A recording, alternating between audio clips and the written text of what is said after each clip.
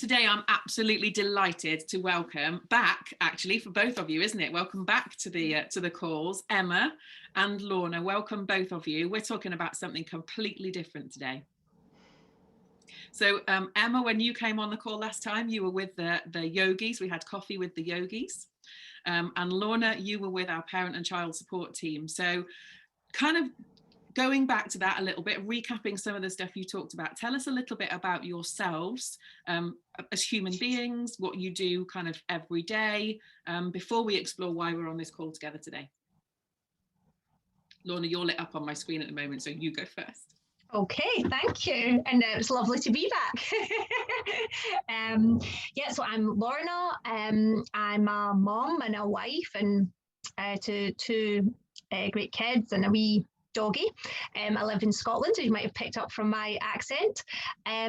During the day, like I'm a superhero during the day, I just wander the streets. No, during the day, I work in the NHS. I'm a children's occupational therapist, and I'm also a coach. And by night, I work on my business with my twin sister, who was with us on our last call. So me personally, I love life. I love new experiences. I love going walks in nature, reading books. You'll always find me with a book. And I've actually started recently learning the guitar. Yes, busting a limiting belief I had, which was I was not musical. So slow progress, but I'm slowly getting there. So that is me. And that just links perfectly, don't you think? Thank you, Universe. That is just uncanny, isn't it? Okay, so I'm Emma. I am a yoga teacher and meditation teacher, hopefully, when my qualification comes through very soon. I am mum to 3 kids and also now a little fur baby as well, little doggy. And I previously worked as a children's speech and language therapist, so a very similar line of work to you, Lorna. And yeah, at the moment I'm kind of juggling all the balls in the air. I love teaching yoga, and I'm sort of weaving that together with what we're going to talk about in a moment, but using yoga in a real kind of functional way. So how can that really impact our lives and that kind of thing, in a similar way to the way I would have worked as a speech and language therapist, I suppose. So yeah, similarly, I have also started to take up playing the guitar this year. I knew you two were made for each other. We'll have a jam at some point. Absolutely. As long as you can play the same 3 chords as me, we'll be fine. 3? You're advanced then. Well, I don't like to blow my own trumpet because I've not learned that yet. No.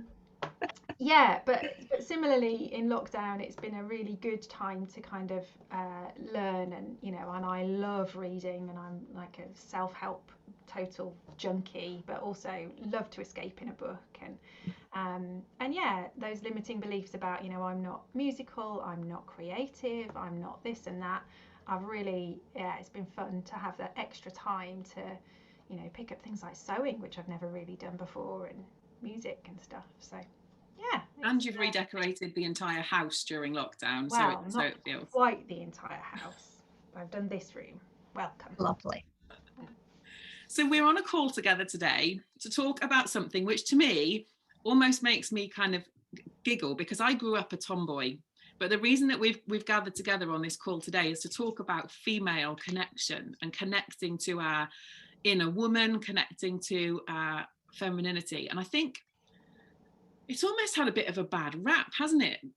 In the past, I think it's becoming much more of an accepted thing now. But in the past, it's all been a little bit kind of, burn your bras with your pallets outside, staple gun your underwear to the boardroom door, all, almost an in-your-face femininity kind of thing. And actually, it's done a lot of damage to the word almost, female, feminine, femininity, it's all got a little bit jumbled up. So when were you first aware of how important sort of connecting to your femininity and that feminine energy side of you. When did you first become aware of how important that was?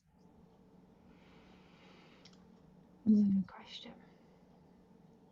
I think once you, well, for me, I suppose once I knew I wanted to be pregnant and become a mum, and those changes start happening, that kind of brings it front and center.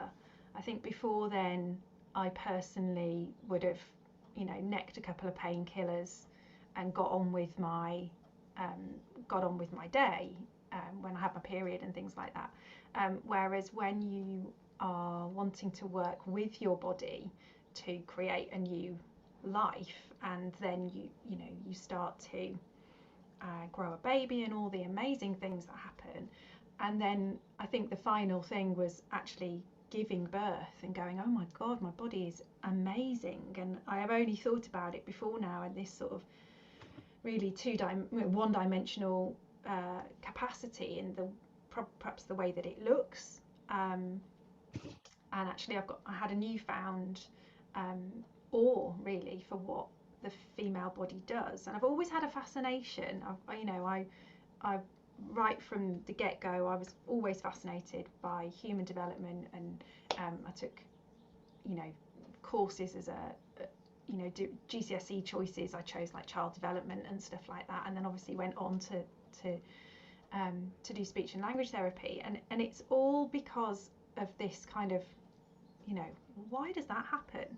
So as soon as it started to happen to me, that's when I personally started to take much more notice, and then things change, don't they? So over time, cycle changes, and I think I'm somebody that's quite sensitive to my hormones, and it really affects my energy, really affects my mood.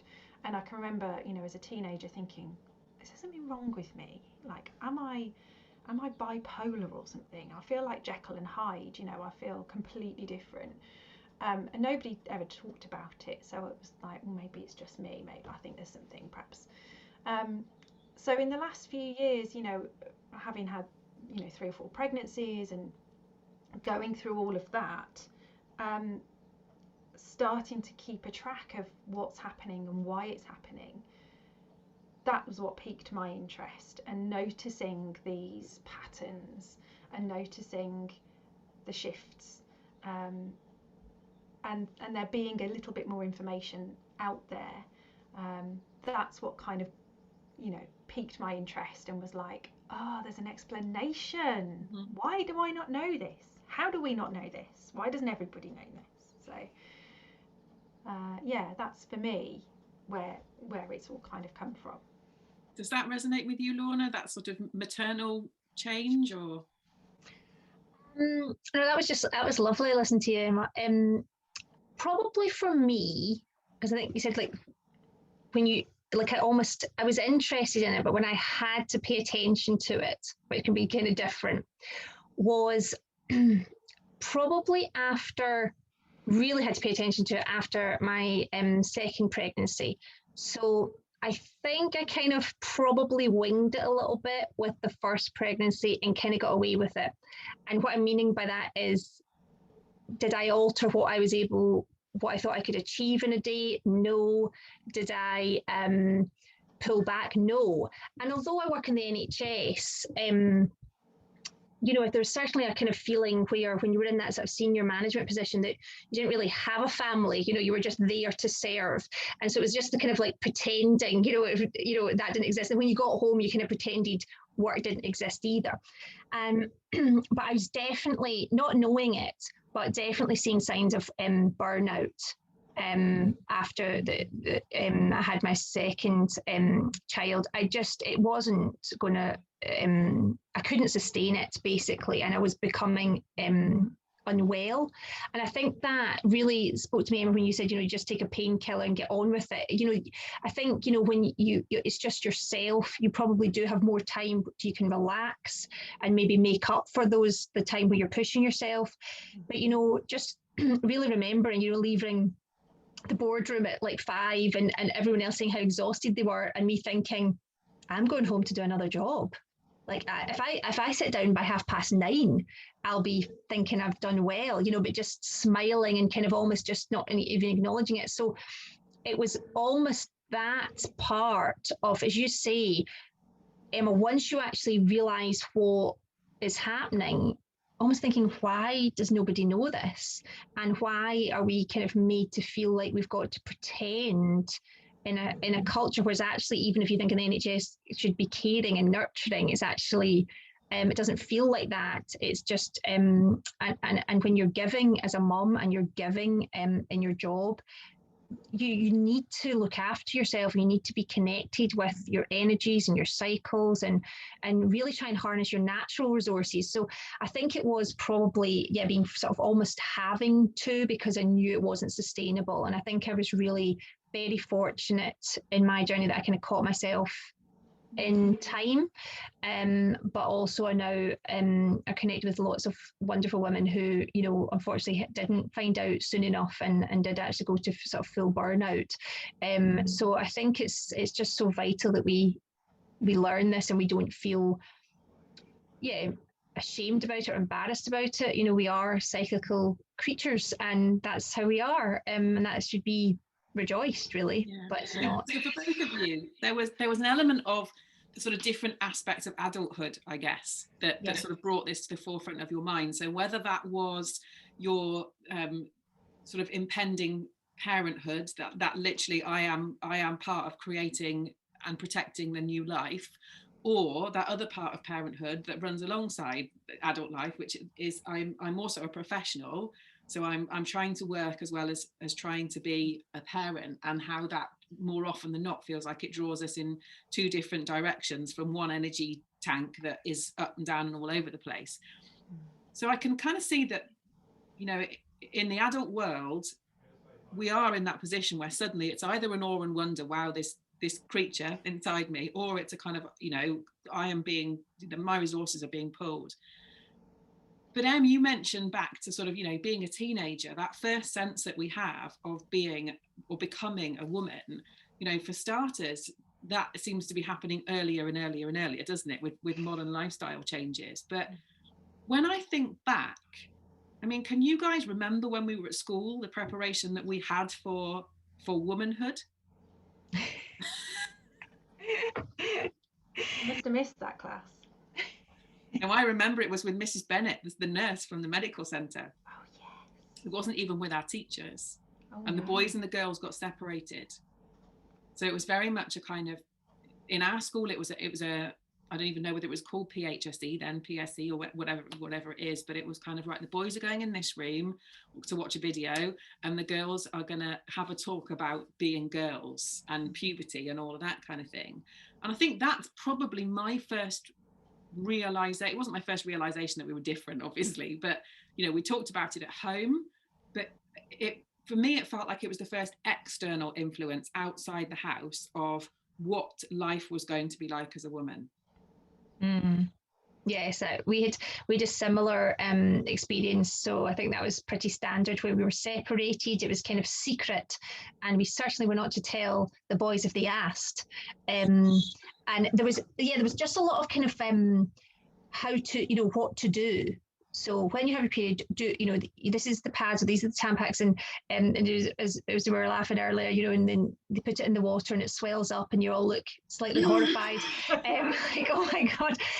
But it was very kind of like, this is what will happen, and then you just get back. There was no kind of like, oh, and by the way, your emotions will be affected, your energy will be affected. You don't. This will happen every month. It's actually, there's a predictability in it. This is how, what is happening to all your hormone levels. That was never ever mentioned. And also I think the fact that it was away from the boys, it was to be secret, it just doesn't really prepare you well for, well, that's why you do pretend as if it's not happening, don't you? You've got to carry on exactly the same regardless, and that's not actually real. You can't. When you think about the fact, it was, as you say, it was explained in a very functional way, a very biological way. Yeah. This is what's going to happen. They're standing there as they're talking us through the diagram, waving it around like a towel that's like this, like a house brick. Like, how am I going to sit down on that? How am I going to sit down on that? And do I actually dare go into a swimming pool, or am I going to swell up so much because of this tampon inside me that I'll just go floating off down to the deep end? I swear some of us were traumatized by that particular lesson, not reassured at all. But yeah, it was very functional. It was very biological. You know, for some of my friends, I remember they couldn't really get beyond the fact that like something was going to happen to them every month-ish that might hurt, and there was going to be blood involved. And, you know, for some you could tell they hadn't talked about this at home, and it was a very traumatic thing, and they were going home with a lot of questions.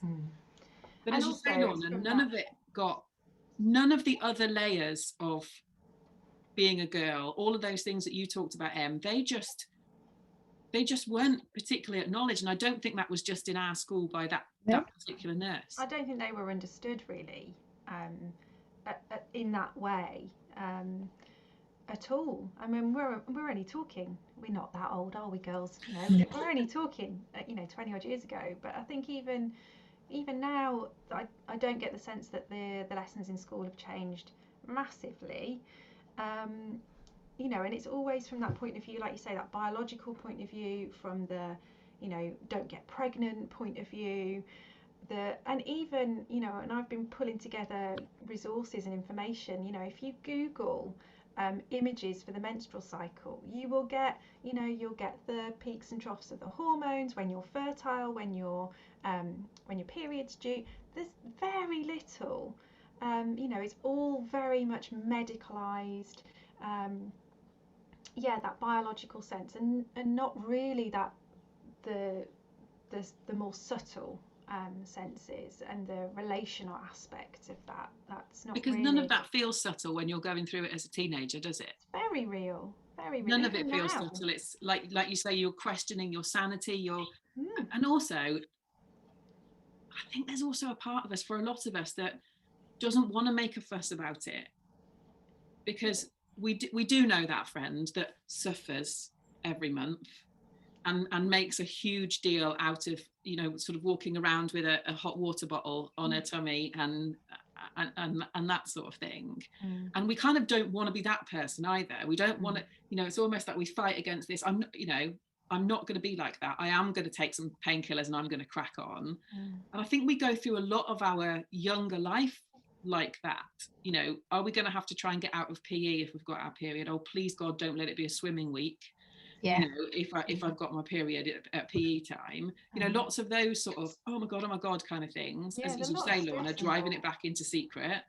And then suddenly we start taking a more positive interest in our period, because we're thinking, right, okay, what's going on in my cycle? Because I either don't want to get pregnant, or because obviously tracking is the safest way to do that, or I do want to get pregnant, and where am I at? What do you think we should be doing differently?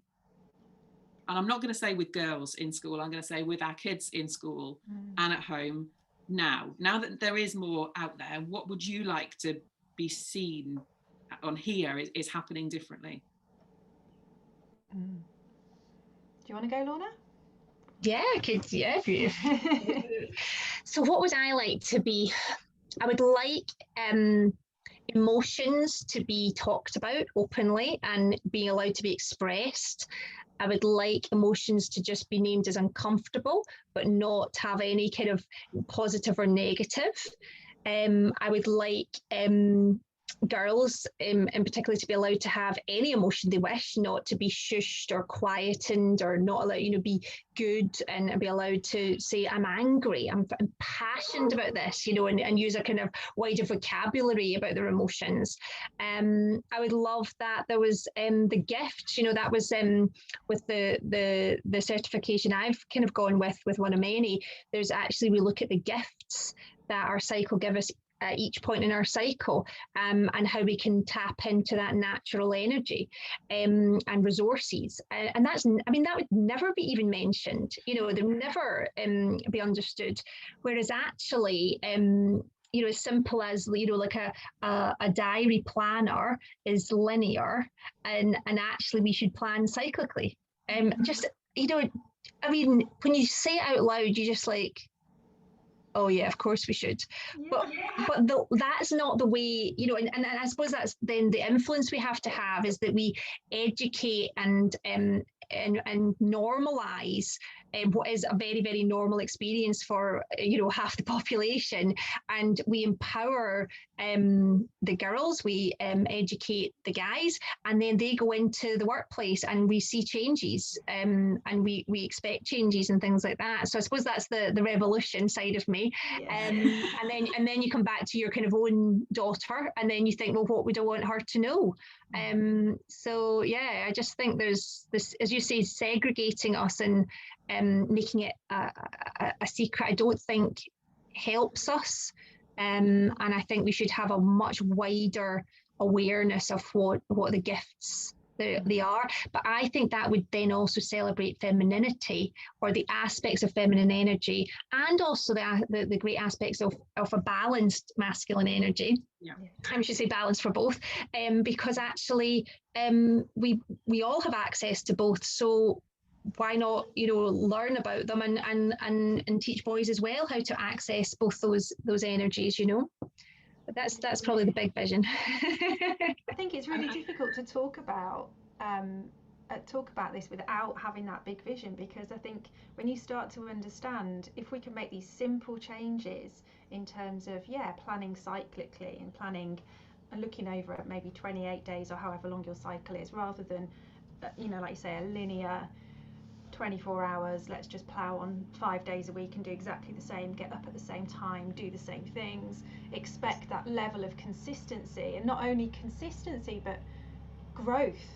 Our society is based on growth, and we've got to be doing the same and more all the time.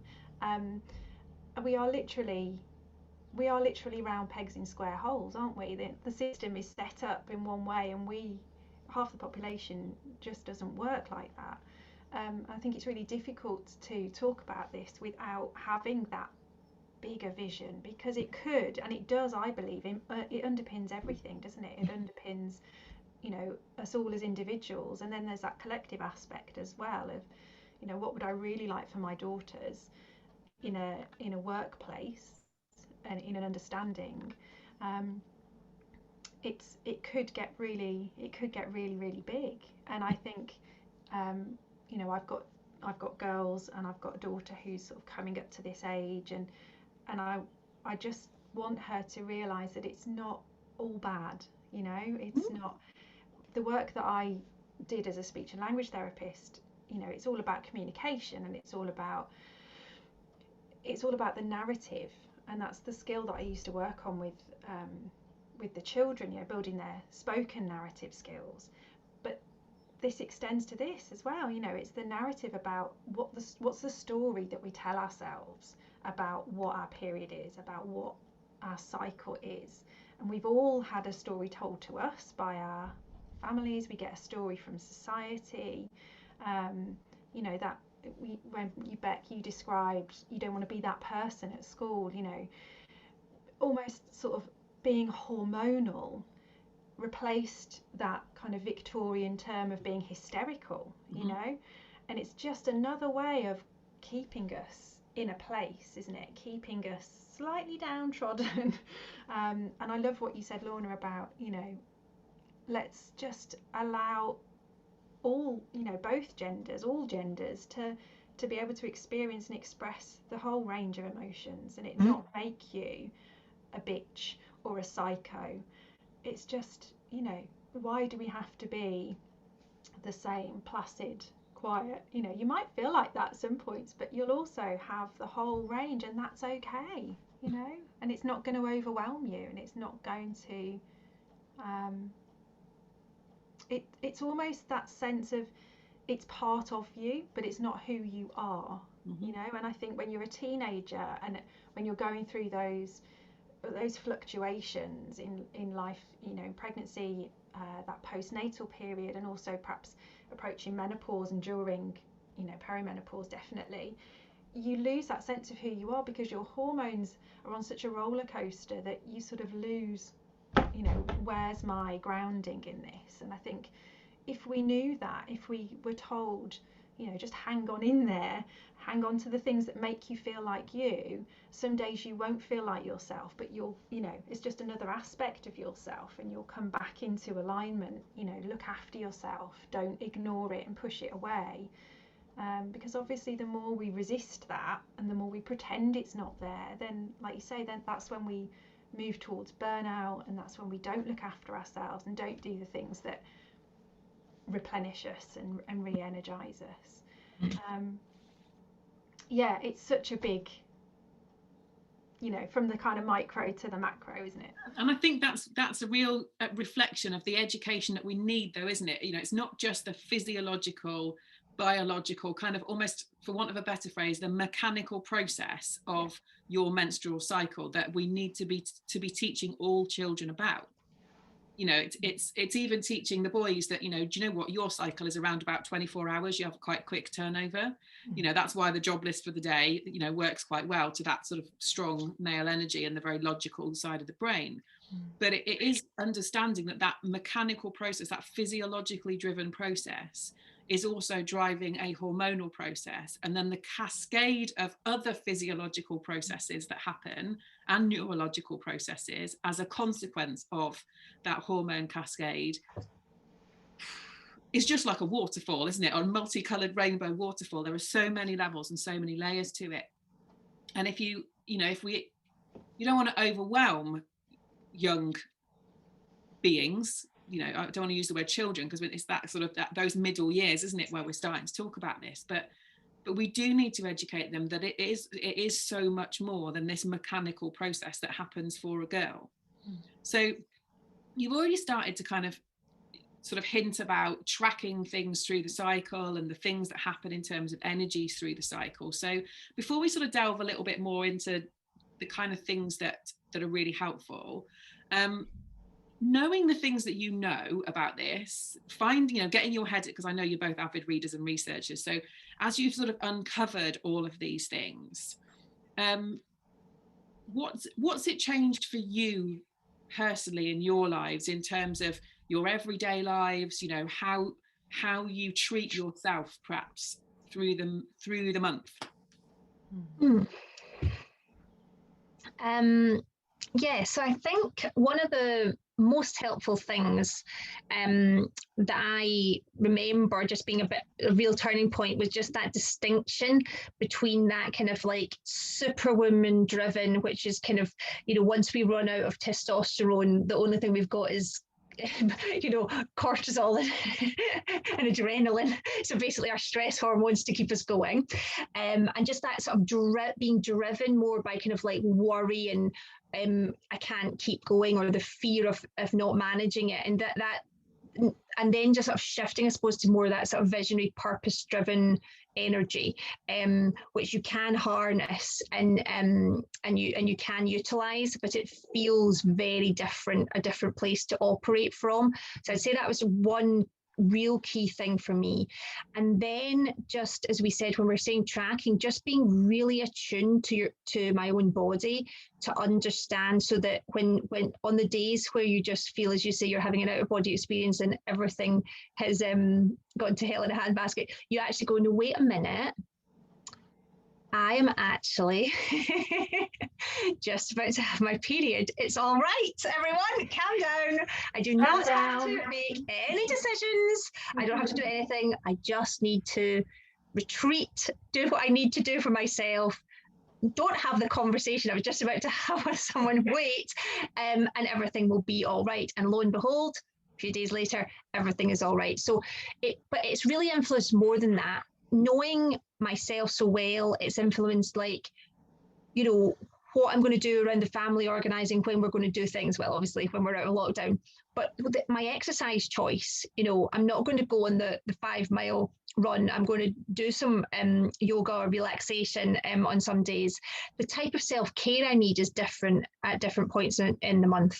And also, as I was going to say, like the conversations I'm going to have, or maybe I'll postpone a conversation to have it when I'm in a slightly better place to have those either challenging conversations or kind of more heartfelt conversations. And also it's helped me kind of plan if I do have any choice over the work that I can do, if there is a bit of wiggle room and deadlines, and or even being away from home as another example. If I've had to travel for work, it's much better for me to be away when so I'm going to call it warriors phase in my cycle is how we use it. But when I've got that natural testosterone. Whereas if I'm away from home and I'm in my mother phase of my cycle, it's like devastation, because I don't want to be away from home. I want to be nurturing and caring my young. So knowing all those things really helps you connect with what you're able to do and the influence you're able to have on your life.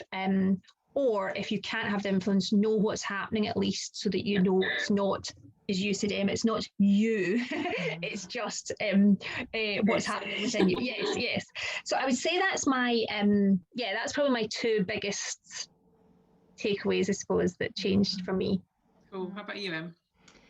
For me, I think it's very similar, but I think from an emotional point of view, from a self-talk point of view, I've been able to drop the guilt a lot more, to drop the guilt and the shame that we have around not being productive and not just cracking on, and actually sometimes just backing off, understanding that when I'm in that when I am menstruating and I'm in that sort of inner winter. So there's a way of thinking about your cycle where you think about the 4 seasons. So again, really mirroring nature.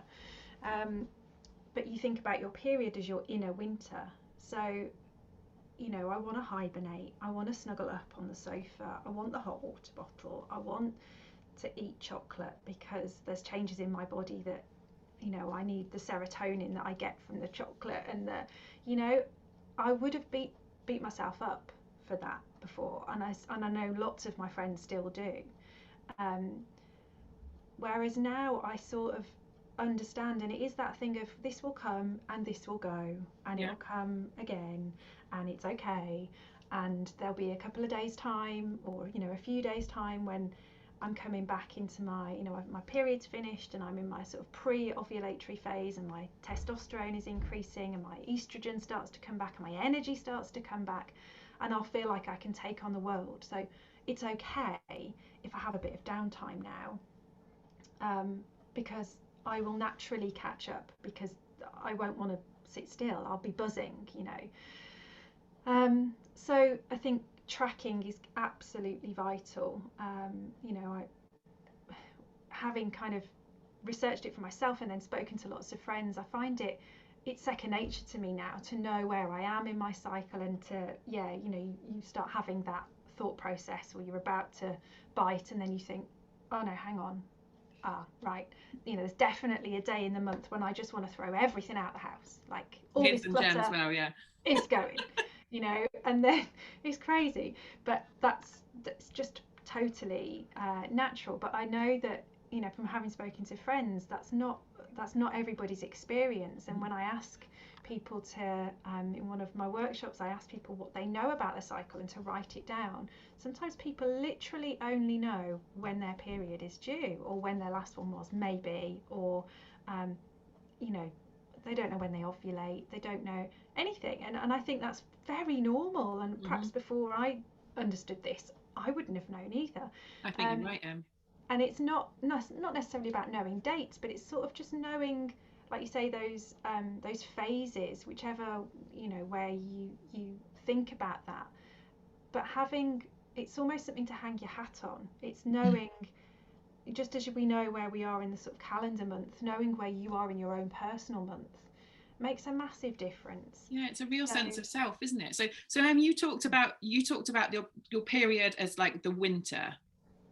Lorna, when you talk about the energetic, sort of the female archetypes, how do you describe period week?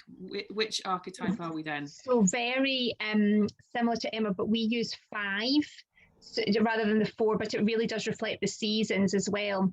So sorceress is your winter is your when you're having your period, and warrioress is that kind of energetic self where you've got that natural testosterone. The warrioress matches the kind of spring kind of spring side. energy. Okay, Yeah. then what do we move to after that for both of you? So for this is where I think there'll be the distinction. I think Emma will be that you might move into summer. Yeah, so summer would be the kind of ovulatory period. So the only distinction we make there is we go from warrioress into lover, which is early summer. Think of first few rays of sun and everyone has their tops off and they're in the park, you know.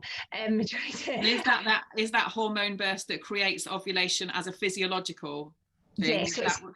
Yes, so if you think about lover power type is wanting to connect, to merge, you're wanting to make babies. Which totally makes sense, doesn't it? If we then take it from the energy types back to the kind of physiological and the hormonal thing, that totally makes sense. So it's hunting time. It sure is. About hunting. Yeah, and then so I would just add in a fifth one in that summer phase, which is late summer, which is mother energy type, which is when you're ready to you're wanting to nurture and coach and be you make the batch cooking and just nest. Exactly. And then what's autumn represent and what happens after our mother phase? Well, that's the hell in the handbasket phase, isn't it? That's the your hormones are then dropping down to sort of very, very low levels, and so that's your inner autumn, it would be described as. Yeah. That's when you want to everything starts to then sort of become more internal. So where in your summer you've been like expanding and connecting and getting out there, putting it all out there. Yeah, exactly. And then from a biological point of view, your body is preparing or wants to keep you safe and wants to, if you have got pregnant, it wants to protect that little seed of life. So it sort of makes your energy lower, keeps you protected. You want to stay home more, you want to perhaps not interact with the world quite so much. So what does that relate to with you, Lorna? So for the female power type, that is queen. So the way I like to remember it, so you could have drama queen, which is right. So but then what I do think is it's hard to always remember the positivity. But one thing was told when it was explained to us at the certification was so the queen holds your great vision. The queen is visionary, but she also knows exactly what's not working, which is kind of the gift. If you can kind of set aside the drama that she brings you the gift of that absolute clear-cut vision. So the day that you wake up and you're like, I mean, this diet is just not working for me and I know exactly what I'm going to change, or you wake up and you're like, you just walk, and in fact I was laughing about this the other day because I absolutely did it. I just walked into the kitchen and saw that I didn't like the way all the shelf had been a mess for I don't know how long, but in that queen I just so quick got that whole shelf sorted out, and I was like, in literally 5 minutes, whereas that has bugged me for a month.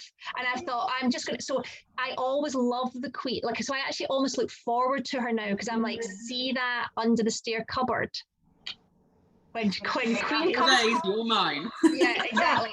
She's mine. Or you become but that's what I was going to say, the warning of you might decide, this friendship is breaking down, or I need to really speak to my, sister about this. But queen is not the energy to be in, to have the heart-to-heart conversations. You might understand that there's a change you need to make in your life. That's fine. Just log it.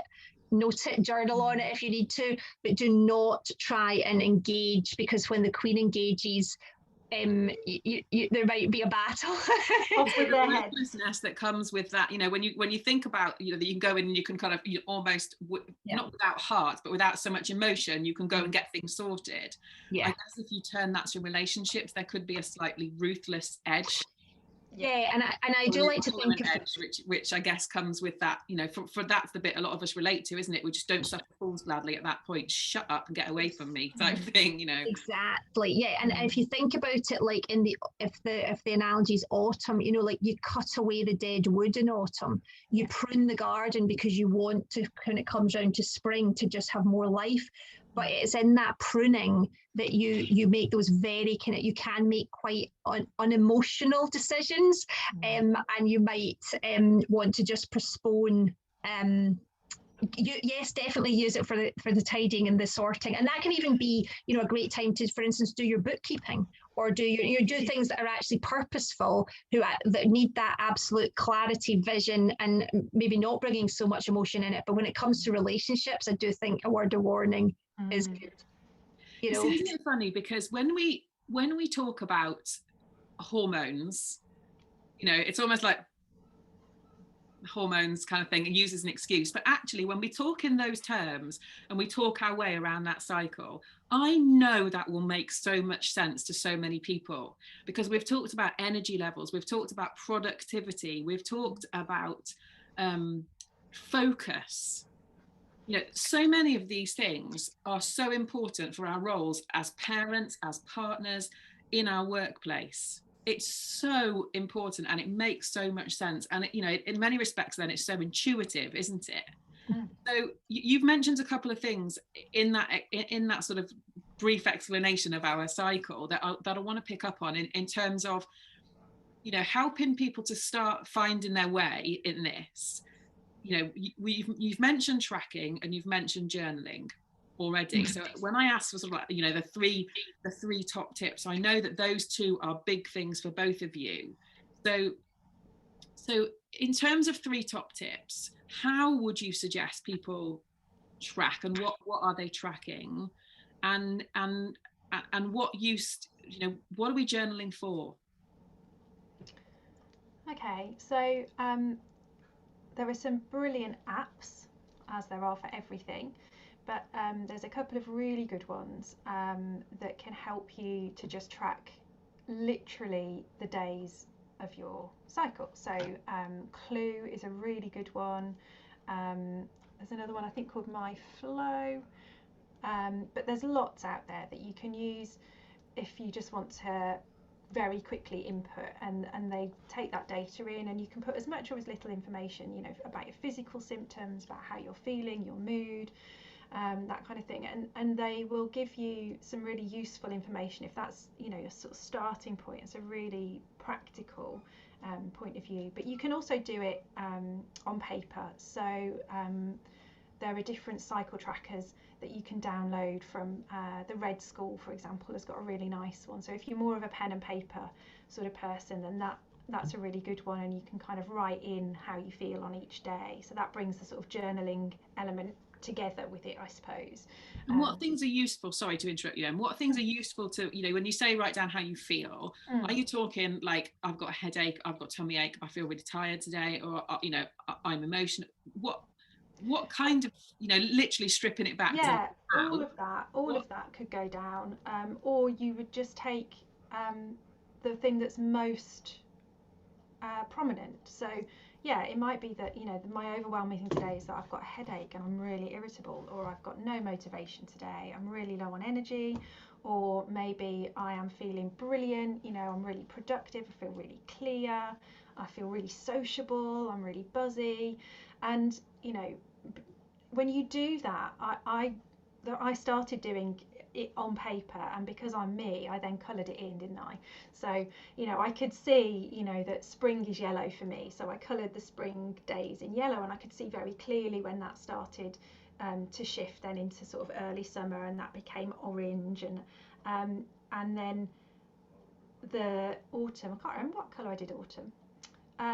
But what I did notice, and obviously winter for me, I coloured that in red, and so I very quickly got a visual of the month, my month, and what I realised was that my inner autumn and my premenstrual phase was a really long time. It was like 10 days that month, okay. And I've been, you know, so that was a really useful thing. And then I went on to tracking on my phone, and but it just made me very much more aware of, oh well, that's why that's happening.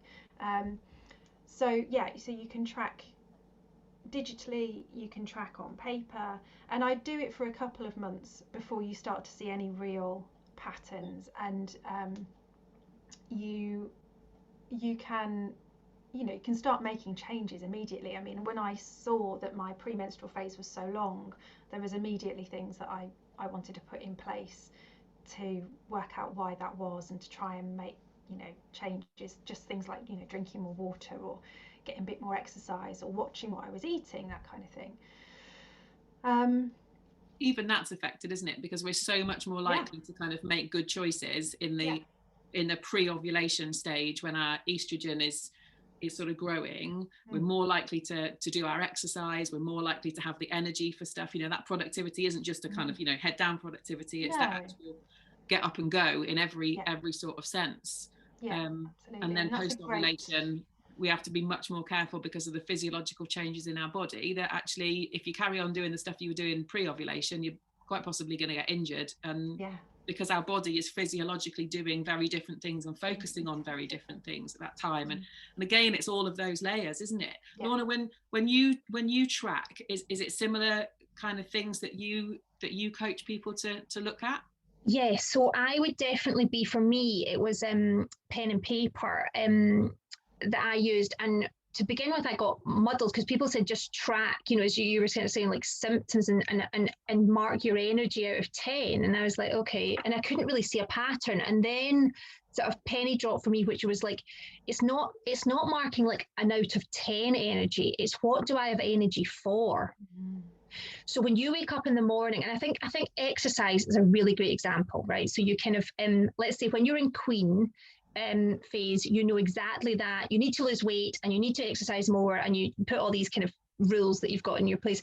And then you kind of probably set yourself up for something like, right, I'm going to do 3 HIIT workouts a week. That'll do it. If I do 3 HIIT workouts a week, I'll totally nail my, you know, well-being outcomes and whatever my goals. And then of course, in the next week you'll go into sorceress or winter, so you'll be lying on the floor, as you say, I'm feeling guilty that there was 3 HIIT workouts that you started. Yeah, it's such a, I can't do anything. And then unless you track it, you won't realize. But then in another week's time, you're in Warrioress of Spring, and you're like, hey, I'm totally on it, I'm back on the HIIT workouts, oh, it was just a glitch. And then you'll probably still quite like it in lover phase, early summer, but by late summer, you're just like, hey, I just want to chill out, mellow. And then you're back to queen, like, oh my goodness, you're such a failure, right? So I mean, that I was in that cycle for years. So the difference would be is waking up and, just as you say, connecting and saying, what I want to, I like to exercise, but there's so many different forms and there's so many different ways. What do I actually have energy for today? And it might be a lovely long walk in nature and I feel energized. It might be the HIIT workout. It might be a swim. But the whole point is, you know, you're connected with the why. Or, you know, another great example I'll give you is like, you know, you've got, I don't know, 5 reports to write, but hey, you just cannot get off the phone, you're chatting away to people, or you're hanging around the kettle having those chats. The chances are what you have energy for that day is connection, and you are you're getting a lot back from them. So these conversations, you're spending longer on the phone, you're phoning people up, or maybe I'll just walk around to their office and just catch them rather than, you know, like sending an email. So that just lets you know that that's in your early summer or a lover phase. You're wanting that connection, you're wanting to be with people.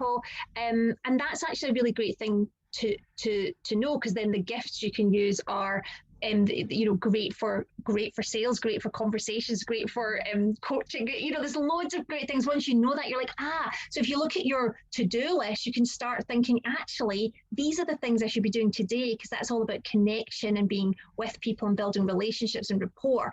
Not feeling guilty that you haven't written your reports, because hey, Warrioress will come along and she'll get those written, or Queen will come along and she'll just make them very brief, probably memos, but you know, they'll get done.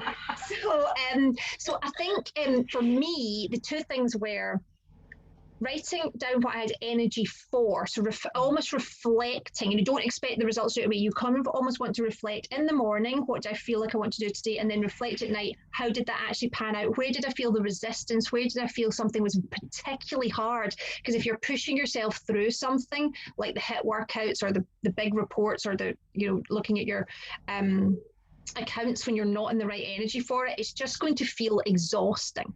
So that's where I'd start, and then I'd look for patterns. So I think what the way Emma described it was absolutely beautiful. Just colour it in, do something that means something to you, and pick the colours that connect for you, and you'll start to see the patterns.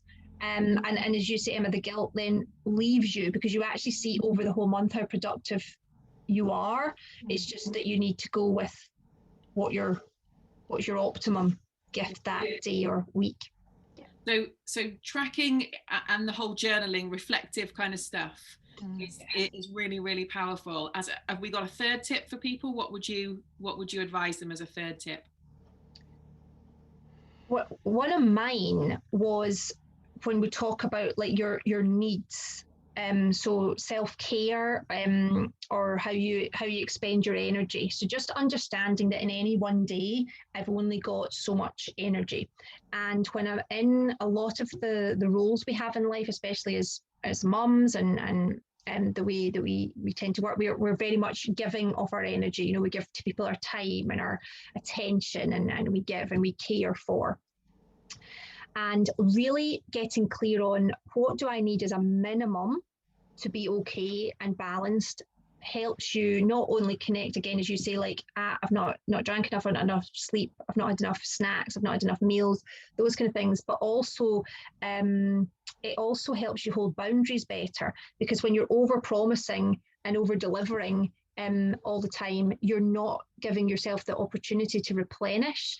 Whereas actually, when you do become clear on that, so the way I did that was look at what I need on a daily basis. So that's a kind of minimum, but also then was able to bring that out and just to look at like, what do I need in the week? You know, so that could be like a date night, or, you know, I'm all right day to day, but actually if I don't have time with my husband and without the kids, I'm not okay. Or maybe that's within a month, or you might look at like the quarter, and you might think, actually, I know I need a good week away from work every quarter, and 2 weeks would be better, a solid 2 weeks, so that I can just switch off. And I know if I have that, every 4 times a year, that's okay. And then you can start looking what you need annually as well to just keep you okay. And that's actually a really powerful thing to know about yourself, and really helps with your making decisions around whether you will say yes to something or whether you'll politely decline. What do I need is not a question that a lot of women, mums in particular, I guess, find easy to ask themselves, let alone answer, right? No. Yeah, I don't know if we ever do. What do I need? Most mums I work with. Yeah, most mums I ask that question for, like, honestly don't understand the question. Like, what do I need? What do you mean? Like, what do you need? Why do we automatically go to, is this a trick question? Yeah. Yeah.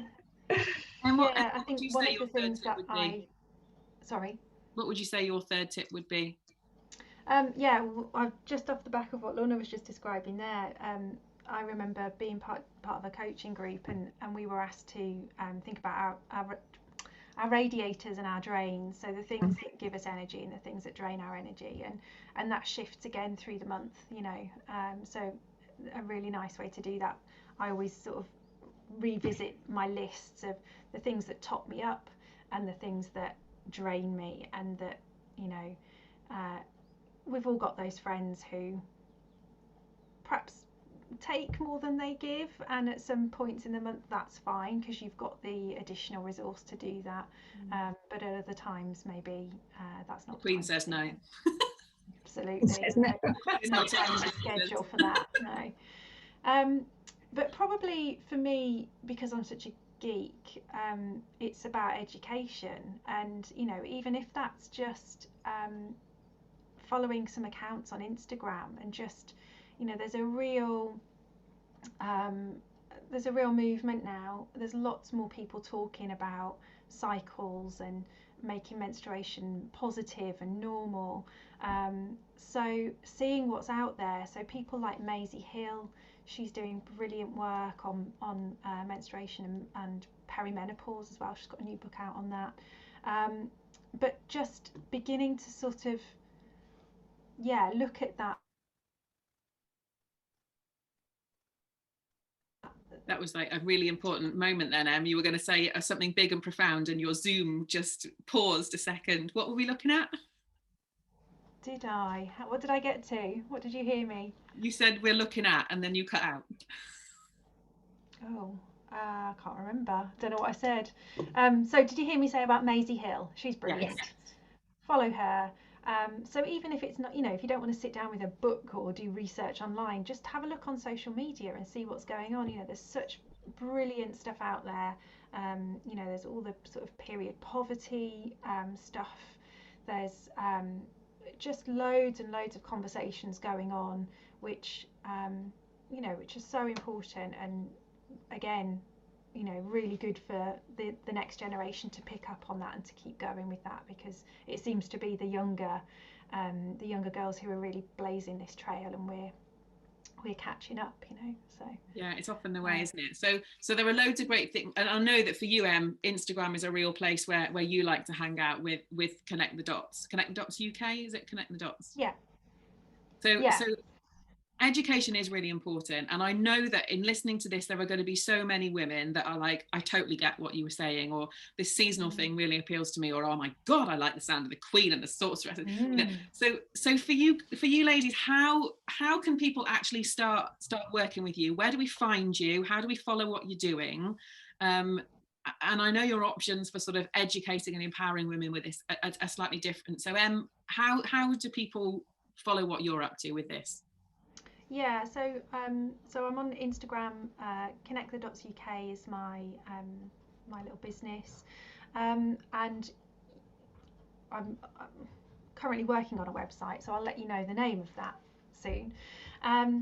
But yeah, education is really important to me. So I have various workshops that you can just come and hop onto a call with me and just learn the basics really about what we've talked about today, and where do I start even, and then we've also got into sort of development some packages for called First Period, for parents supporting young people through their first period, which is me at the moment.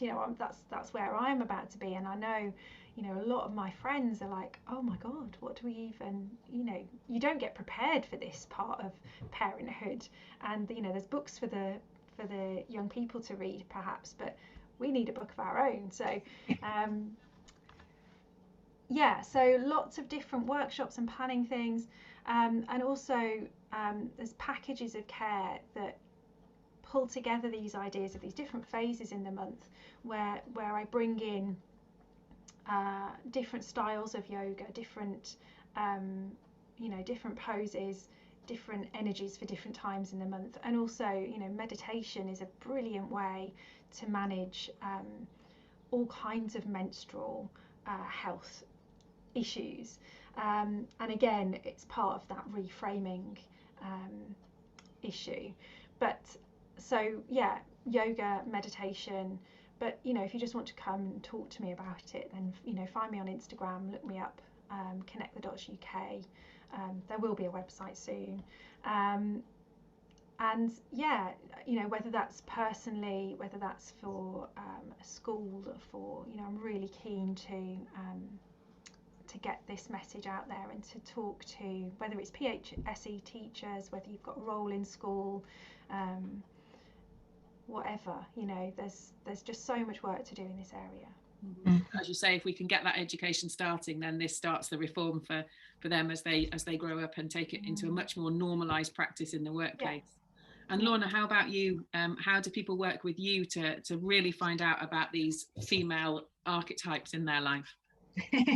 Well, probably the easiest way is to connect to either the Facebook page, which is Pursuit of Wisdom Coaching, or the website, which is pursuitofwisdomcoaching.com, and you can have a chat, as you say, just find out what you do want to work on. And most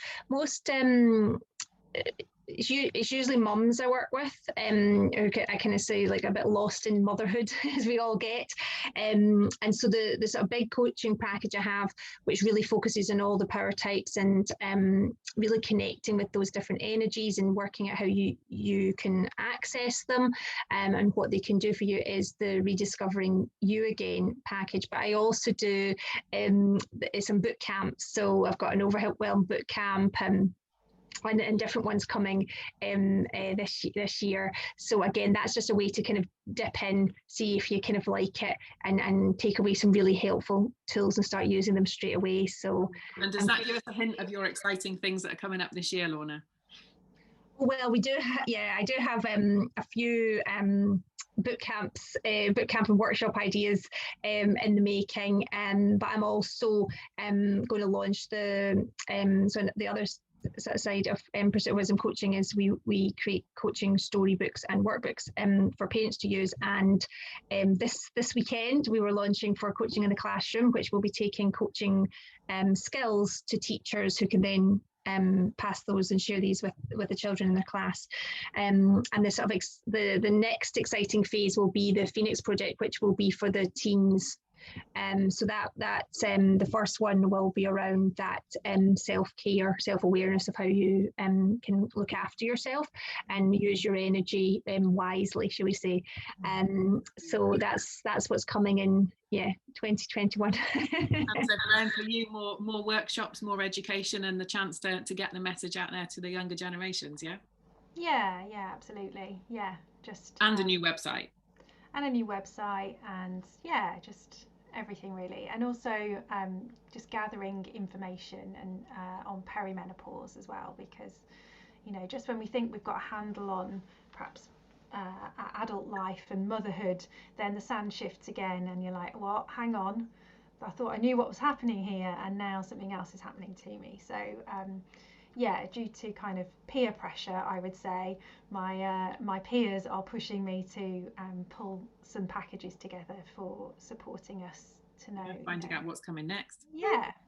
What we've got in store and how we can handle ourselves. Ultimately, the conversation that we've had today is really just, it's only scratched the surface of this about, whether it's our fitness, our foodie focus, our productivity, whatever it is, we're far better off to tune in and have 2 incredible weeks of focus, productivity, and all those kind of things, and then just ride out the other 2 weeks, do what we can with a little bit more compassion, a little bit more understanding. This is a whole different level of self-awareness, isn't it? We talk about female connectivity, and it's not just understanding physiologically what's going on for us, but understanding that actually our productivity is a cyclical thing, our focus is a cyclical thing, and how this can change things moving forward. But ultimately there's a huge amount of forgiveness in that self-awareness and understanding, isn't there? There's a huge amount of casting off the ridiculous guilt that we carry around for so much. And finally, we're not talking about it in whispers and dirty tones. We are absolutely playing to our strengths, and I believe, girls, that's why you are such great messengers and great advocates for making that female connection for every single one of us. And I'm really proud to have spent time with you today sharing your message. So thank you, both of you, so much for being part of this. Thank you so much for being part of the Tip the Balance support crew anyway, and all of your roles now. And I can't wait to see what brilliant things you girls bring to the table through the course of 2021. Thanks so much, guys. I'll see you soon. Thank you. Bye. Bye.